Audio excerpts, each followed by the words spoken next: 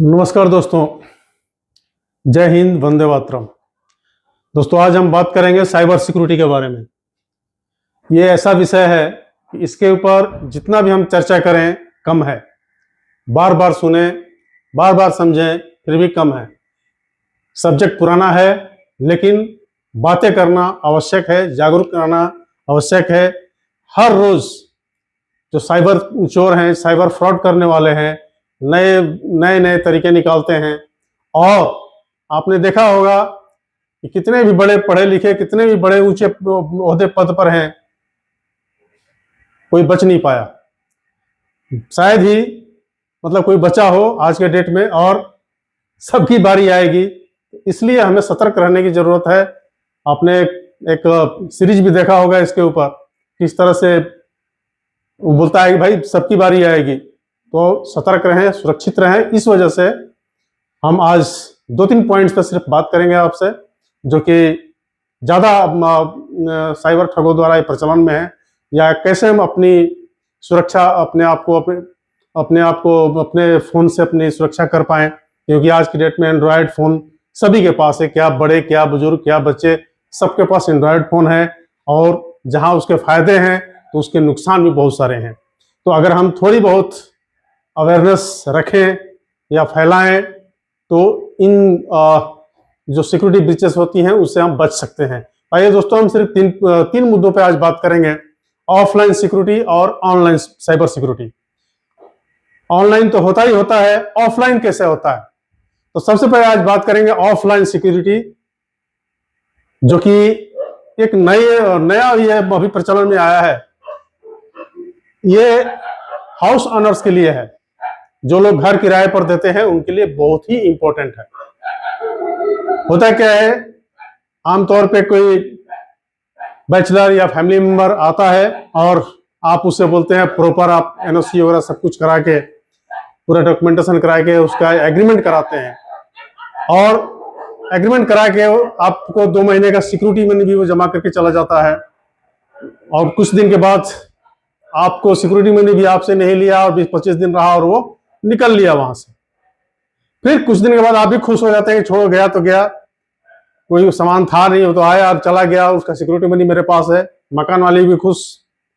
लेकिन कुछ महीनों बाद जब जीएसटी की नोटिस आती है या बैंक की कोई नोटिस आती है कि फलाने ने लोन लिया था, आप इसके आपका जो है रेंट एग्रीमेंट को इस्तेमाल किया उसने, या जीएसटी का इस्तेमाल किया, तो एक शौक सा लगता है और अननेसेसरी एक पचड़े में फंस जाते हैं हम। तो जो भी मकान मालिक हैं, अपने घर जो किराए पर देते हैं, तो इस बात का ध्यान रखें, जब भी आप रेंट एग्रीमेंट बनाते हैं या किसी भी तरह का रेंट एग्रीमेंट बनाते हैं, उसमें ये 1-2 पॉइंट जरूर रखिए, उसके अंदर लिखवाइए कि इस एग्रीमेंट का किसी भी तरह की लोन या किसी भी फर्म का रजिस्ट्रेशन के लिए इस्तेमाल ना किया जाए। इस तरह से आप सुरक्षित रह सकते हैं। तो दोस्तों, वीडियो में लास्ट तक बने रहिए। अगर मेरे चैनल में पहली बार है तो पहले सब्सक्राइब कर दीजिए, ताकि इस तरह की वीडियो आपके पास पहुंचती रहे। और शेयर जरूर कीजिएगा, ताकि एक अवेयरनेस फैले, लोगों में सबको पता हो वीडियो के बारे में। अगर अच्छी लगे तो लाइक कीजिएगा और कमेंट जरूर कीजिएगा अगर कुछ है तो। और नेक्स्ट है, आपके फोन आपकी बातें सुनता है। कभी भी, आमतौर पे हम सभी लोग, एक बार नेट ऑन होता है तो रात में कोई ऑफ करता भी है, नहीं भी करता है। कोई मुझे तो लगता है परसेंटेज लोग ऑफ नहीं करते हैं, चलता रहता है। क्योंकि जियो का जो है अनलिमिटेड है, किसी का पैक है 1.5 GB 2 GB, क्यों ऑफ करें हम? और उसी फोन से हम न जाने कितनी बातें करते हैं।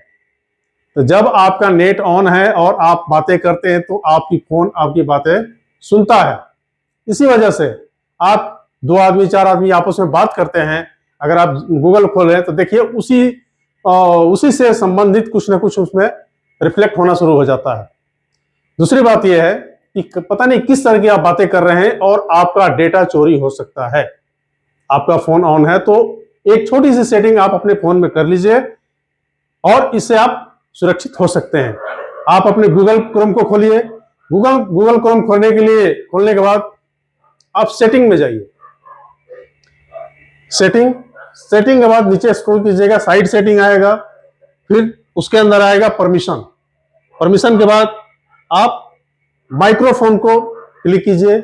माइक्रोफोन में देखिए आपने किसको किसको एक्सेस कर रखा है, उसको सारे को ऑफ कर दीजिए। ऑफ कर दीजिए, इस पचड़े से आप बच सकते हैं, इससे आप सुरक्षित रह सकते हैं। नेक्स्ट एक पुराना है लेकिन बहुत जरूरी है छोटे मोटे बिजनेसमैन के लिए, जो ठेला खोमचा लगाते हैं, बेचारे कम पढ़े लिखे लोग होते हैं। यूपीआई पेमेंट के बारे में आपने देखा होगा, कई जगह यह सुनने में आया है कि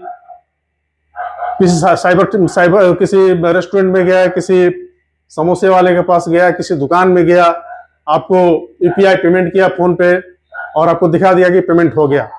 एक्चुअली इसका एक क्यूआर कोड वो लोग बना लेता है और फोन पे का जो आपको आइकॉन आता है वो सेम आपको मोबाइल में दिखा देगा कि ये देखिए फोन पे वही है।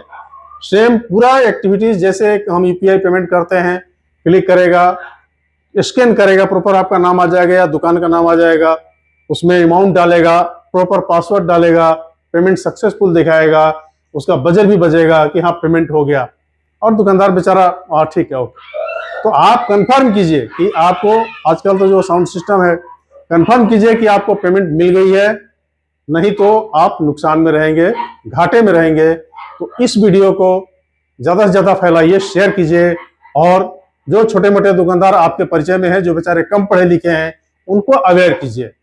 दोस्तों वीडियो कैसी लगी जरूर कमेंट्स में लिखिएगा, और सब्सक्राइब नहीं किए हैं तो सब्सक्राइब जरूर कर लीजिए। बहुत बहुत धन्यवाद, थैंक यू, जय हिंद।